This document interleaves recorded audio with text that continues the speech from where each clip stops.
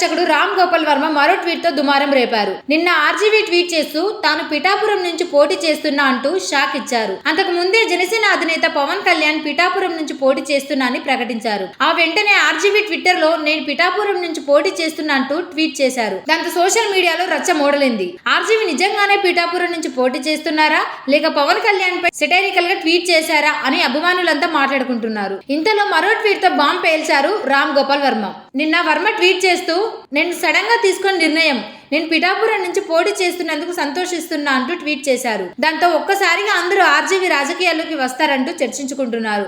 పిఠాపురం నుంచి ఆయన పోటీ చేయనున్నాడు అంటూ సోషల్ మీడియాలో పెద్ద ఎత్తున చర్చ జరిగింది. తాజాగా వర్మ మరో ట్వీట్ చేశారు. నా ట్వీట్ ను తప్పుగా చదివిన వారందరికీ నేను పిఠాపురంలో షార్ట్ ఫిలిం కంటెస్టెంట్ లో పాల్గొంటున్నానని నా ఉద్దేశం. త్వరలోనే షూటింగ్ చేయనున్నారు. మీవన్నీ ఊహాగానాలు అంటూ కౌంటర్ ఇచ్చాడు ఆర్జీవీ. తాను తెరకెక్కించబోయే షార్ట్ ఫిలిం లో భాగంగా ఆయన ఆ ట్వీట్ చేశానని క్లారిటీ ఇచ్చారు. ఇక వర్మ సినిమాల విషయానికి వస్తే ఇటీవలే ఏపీ సీఎం జగన్ జీవితంలో జరిగిన కొన్ని సంఘటనలను ఆధారంగా వ్యూహం అనే సినిమా చేశారు.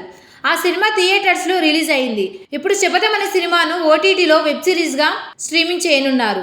ఏపీ రాజకీయాలపైన ఆర్జీవీ సోషల్ మీడియాలో ముఖ్యంగా ఎక్స్ లో కౌంటర్లు వేస్తున్న విషయం తెలిసిందే. సబ్స్క్రైబ్ చేయండి.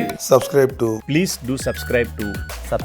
Please like, share and subscribe to top Telugu TV. Top Telugu TV. Top Telugu TV.